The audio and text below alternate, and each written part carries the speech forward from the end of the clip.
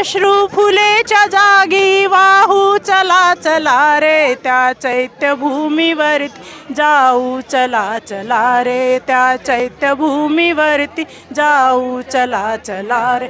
की पढ़ाई नहीं है, ठीक है, उनकी पढ़ाई नहीं है तो उनको पता ही नहीं है संविधान क्या है, तो इसलिए वो बोल रहे संविधान खत्म होना चाहिए। वो दोबारा से वो अपने उसमें जैसे उनको बोलते थे ना ताड़न की चीज़ है महिलाएं, तो सिर्फ उसको देखते रहो या उसका उपयोग उपभोग लो, तो वही वो चाहते हैं कि वो पुराने दिन आए तो उनको आने दो। हमारे समाज की महिलाएं देखो कितनी आगे है, वो नहीं सोचती ये सब चीज़ें। इतनी महिलाएं चाहे नौकरी वाली हो, चाहे घर में काम करने वाली हो, चाहे कोई भी हो, वो महिलाएं यहाँ आके उनको ये प्रेरणा मिलती है कि बाबा साहब हमारे लिए इतना कुछ करके गए, तो हमने भी उस बाबा साहब के लिए, डॉक्टर बाबा साहब अम्बेडकर के लिए हमने क्या करना चाहिए। उन्होंने हमें जो संविधान के तहत हमें अधिकार दे, उस अधिकार का हम कैसे उसका उपयोग करें अपने। तुम लोगों को तो मतलब कोई हक नहीं है, तुमने तो निकलने नहीं चाहिए घर के बाहर, फिर तुम घर के अंदर ही रहो, तुमने बाहर नहीं निकलने चाहिए। हम बाहर निकले हैं, हमने इतना कुछ किया है, हम तो बाबा साहब को यही सारा श्रेय देते हैं। देवी देवता तो हमारे लिए कुछ नहीं है, देवी देवता तो ये पूरा थोटांड भरा पड़ा हुआ है, कुछ नहीं है।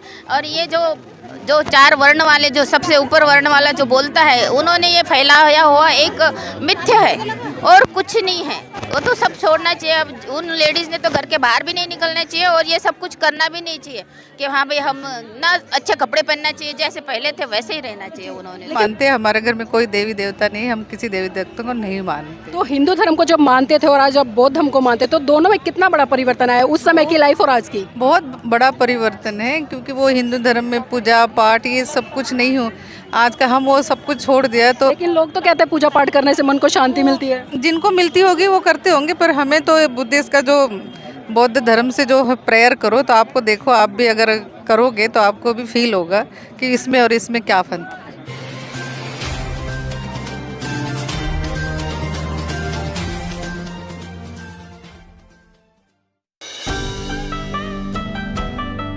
नमस्कार, आप देख रहे हैं NV News 24/7 नीलम बोध के साथ। और साथियों, आज हम 26 अलीपुर रोड पर, जी हाँ 26 अलीपुर रोड पर जिस तरह से खूबसूरत नज़ारा आपको दिखाई दे रहा होगा, वास्तव में दिल को छू रहा है।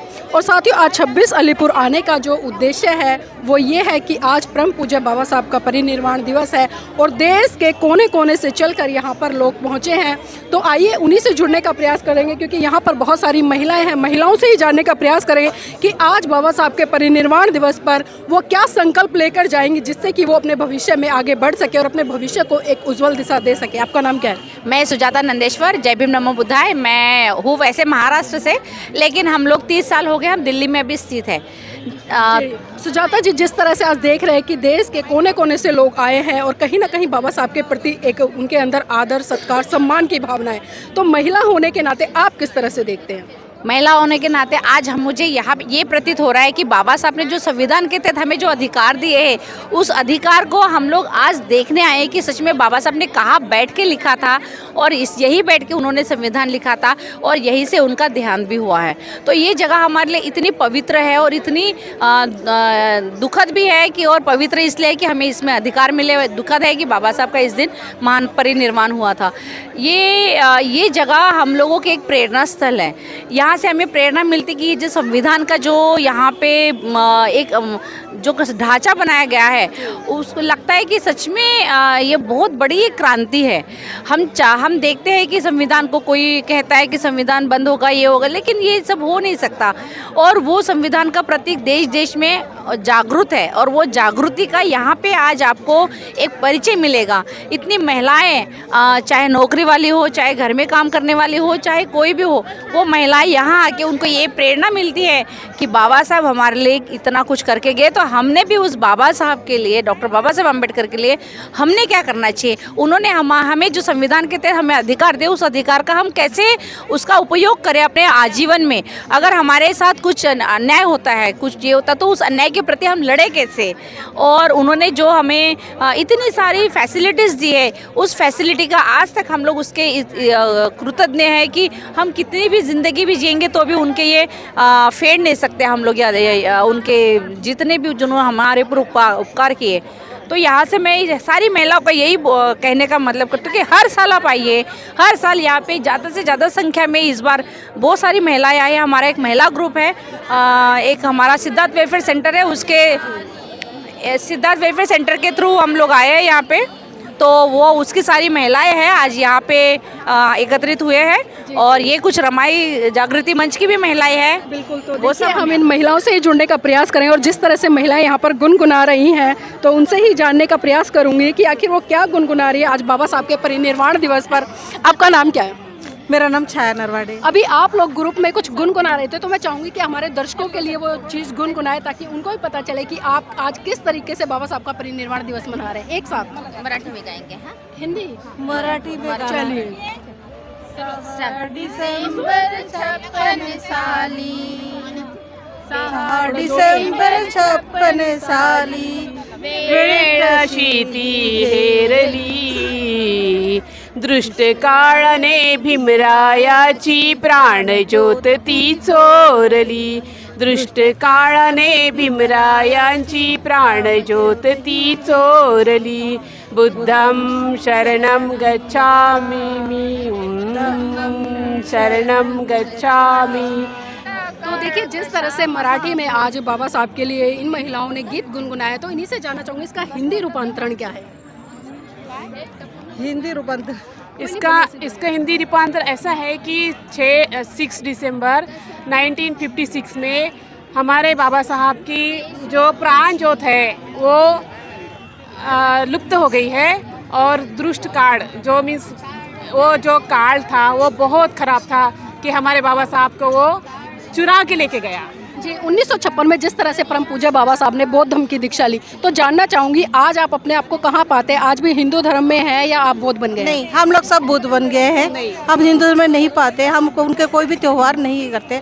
हमारे त्यौहार तो बस 14 अप्रैल और संविधान दिन हम मनाते हैं। जी, हाँ जी, हम पूरे तरफ से बुद्धिस्ट बन गए हैं क्योंकि हमें बाबा साहब ने बुद्ध धर्म की दीक्षा दी है। तो बाबा साहब ने खुद कहा था कि मैं तो हिंदू धर्म में जन्मा हूँ लेकिन हिंदू धर्म में मरूंगा नहीं। तो बाबा साहब का सपना जो था कि मैं पूरे भारत को बौद्ध में करूँगा, तो वो सपना हम पूरा करने की कोशिश कर रहे हैं। जी, तो देखिए बाबा साहब ने कहा था कि मैं भले हिंदू धर्म में पैदा हुआ लेकिन हिंदू धर्म में मरूंगा नहीं। मेरे साथ में कुछ और महिलाएं, उनसे भी जुड़ेंगे। बाबा साहब के स्टेटमेंट को किस तरह से देखते हैं? आज भी हिंदू हो या बौद्ध धर्म की मार्ग पर चल रहे हैं? नहीं रहे, जब से बाबा साहब ने दीक्षा दी है टोटली हम लोग चेंज हो गए। बुद्धिस्ट को ही मानते हैं, हमारे घर में कोई देवी देवता नहीं, हम किसी देवी देवता को नहीं मानते। तो हिंदू धर्म को जब मानते थे और आज जब बौद्ध धर्म को मानते, तो दोनों में कितना बड़ा परिवर्तन आया उस समय की लाइफ और आज की? बहुत बड़ा परिवर्तन है क्योंकि वो हिंदू धर्म में पूजा पाठ ये सब कुछ नहीं हो, आज का हम वो सब कुछ छोड़ दिया। तो लेकिन लोग तो कहते हैं पूजा पाठ करने से मन को शांति मिलती है। जिनको मिलती होगी वो करते होंगे, पर हमें तो बुद्धिस्ट का जो बौद्ध धर्म से जो प्रेयर करो तो आपको देखो, आप भी अगर करोगे तो आपको भी फील होगा कि इसमें और इसमें क्या अंतर है। तो मतलब बौद्ध में महिलाओं को प्रॉपर आज़ादी है, इक्वलिटी है। हाँ, ये तो सब संविधान ने दिया है, लेडीज़ों को समता, संविधान सबका इक्वालिटी का सब बाबा साहब की बदौलती तो है सारा। आज बाबा साहब का परिनिर्वाण दिवस है, तो लोगों को क्या संदेश देना चाहें, खासकर महिलाओं को? चाहती कुछ महिलाओं को क्या संदेश देना चाहती हूँ मैं? महिलाओं को ये संदेश देना चाहती हूँ कि बाबा साहब ने हमारे महिलाओं के लिए जो किया है उसकी वजह से अभी हम यहाँ पे खड़े हैं। तो हमने तो मतलब बाबा साहब का जो 22 प्रतिज्ञा है वो तो है ही है, पर उन्होंने जो हमें इतना सब कुछ यहाँ तक लाया है, महिलाओं को ज़्यादातर उन्होंने महिलाओं के लिए किया है। तो हमने उनके जो कुछ दिया है कि महिलाओं ने क्या करना चाहिए, गले में ये नहीं पहनना चाहिए, मांग नहीं भरना चाहिए, और अपना आगे आना चाहिए, अपने हस्बैंड को हेल्प करना चाहिए। ये नहीं घर में बैठ के घर और अपना चूल, हमारे इसमें मराठी में बोलते हैं चूल और मूल, मतलब बच्चे और रसोई। हाँ, बस ये नहीं है, महिलाओं ने आगे आना चाहिए। और इस अवसर पे मैं यही बोलूँगी, खुशी का दिन तो है ही नहीं, इसलिए हमें बहुत दुख है आज का और हम दुखी है। और बस और कुछ नहीं। आज जिस तरह से हम देखते हैं भारत देश में तमाम महिलाएं, चाहे वो किसी भी धर्म क्षेत्र भाषा की हैं, आज हम देखते हैं कि वो बाबा साहब के संविधान के तहत उनको शिक्षा मिली, नौकरी मिली, यहाँ तक एक चपरासी से लेकर राष्ट्रपति तक बन रहे हैं। लेकिन जब कर्तव्यता की बात आती है तो वो महिलाएं उसका श्रेय किसी और देवी देवता, अन्य लोगों को देती नजर आए। तो ऐसी महिलाओं के लिए क्या कहेंगे? ऐसी महिलाओं के लिए मैं बोलूँगी कि तुम लोगों को तो मतलब कोई हक नहीं है। तुमने तो निकलने नहीं चाहिए घर के बाहर, फिर तुम घर के अंदर ही रहो। तुमने बाहर नहीं निकलने चाहिए। हम बाहर निकले हैं, हमने इतना कुछ किया है। हम तो बाबा साहब को यही सारा श्रेय देते हैं। देवी देवता तो हमारे लिए कुछ नहीं है। देवी देवता तो ये पूरा थोटांड भरा पड़ा हुआ है, कुछ नहीं है। और ये जो 4 वर्ण वाले, जो सबसे ऊपर वर्ण वाला जो बोलता है, उन्होंने ये फैलाया हुआ एक मिथ्या है और कुछ नहीं है। वो तो सब छोड़ना चाहिए। अब उन लेडीज़ ने तो घर के बाहर भी नहीं निकलना चाहिए और ये सब कुछ करना भी नहीं चाहिए कि हाँ भाई हम ना अच्छे कपड़े पहनना चाहिए, जैसे पहले थे वैसे ही रहना चाहिए उन्होंने। लेकिन आज हम देख रहे हैं कि तमाम हिंदू संगठन की जो महिलाएं हैं वो अक्सर ये कहती नजर आ रही है और आंदोलन भी करे कि देश से संविधान खत्म होना चाहिए और रामचरितमानस जैसे ग्रंथ है उनको संवैधानिकता के आधार पर राष्ट्रीय पुस्तक का दर्जा मिलना चाहिए। उनकी पढ़ाई नहीं है, ठीक है, उनकी पढ़ाई नहीं है तो उनको पता ही नहीं है संविधान क्या है, तो इसलिए वो बोल रहे संविधान खत्म होना चाहिए। वो दोबारा से वो अपने उसमें जैसे उनको बोलते थे ना, ताड़न की चीज़ है महिलाएं, तो सिर्फ उसको देखते रहो या उसका उपभोग लो। तो वही वो चाहते हैं कि वो पुराने दिन आए तो उनको आने दो। हमारे समाज की महिलाएं देखो कितनी आगे है, वो नहीं सोचती ये सब चीज़ें। वो तो और संविधान तो कभी हटना ही नहीं चाहिए और हटेगा भी नहीं। देखिए जिस तरह से यहाँ पर हमने तमाम महिलाओं से बात करी और महिलाएं जिस तरह से खुले तौर पर कह रही हैं और यहाँ पर जिस तरह से हमने कहा कि चाहे भले बाबा साहब के प्रति कोई व्यक्ति कृतज्ञता व्यक्त करे ना करे, लेकिन हमारा ये नैतिक दायित्व बनता है, जिस तरह से महिलाओं ने कहा कि हम उनके प्रति पूरी आदरांजलि अर्पित करेंगे और श्रद्धा भाव रखेंगे और भी उनसे भी जुड़ने का प्रयास करेंगे। नाम क्या आपका? मेरा नाम शीला जाम्बुलकर है और मैं बाबा साहब की शान में आज एक गीत गाना चाहती हूँ। जी बिल्कुल। उठा बौद्ध जन भगिनी गाऊ चला चला रे, त्या चैत्य भूमीवरती जाऊ चला चला रे, त्या चैत्य भूमीवरती जाऊ चला चला रे। उठा बौद्ध जन भगिनी धाऊ चला चला रे, त्या चैत्य भूमीवरती जाऊ चला चला रे, त्या चैत्य भूमीवरती जाऊ चला चला रे। निर्वाण दिन भीमाचा आहे 6 डिसेंबर, भीमरूप जाहलेला आहे तिथेच सागर, अश्रू फुलेच्या जागी हो, अश्रू फुलेच्या जागी वाहू चला चला रे, त्या चैत्य भूमीवरती जाऊ चला चला रे, त्या चैत्य भूमीवरती जाऊ चला चला रे। विझलीची ताप परंतु ती ज्योती ना निमाली, विझलीची ताप परंतु ती ज्योती ना निमाली, होऊन प्राण ज्योती हृदयात पोटी आली, नयनात ती प्रतिमा हो, नयनात ती प्रतिमा पाहू चला चला रे, त्या चैत्य भूमीवरती जाऊ चला चला रे, त्या चैत्य भूमीवरती जाऊ चला चला रे। सर्वास सोबती घ्या कोणी न राहो मागे, सर्वास सोबती घ्या कोणी न राहो मागे, जय भीम गर्जनेने करूया जनास जागे, जय भीम गर्जनेने करूया जनास जागे। श्रद्धा ही अंतरीची हो, श्रद्धा ही अंतरीची गाऊ चला चला रे, त्या चैत्य भूमीवरती जाऊ चला चला रे, त्या चैत्य भूमीवरती जाऊ चला चला रे।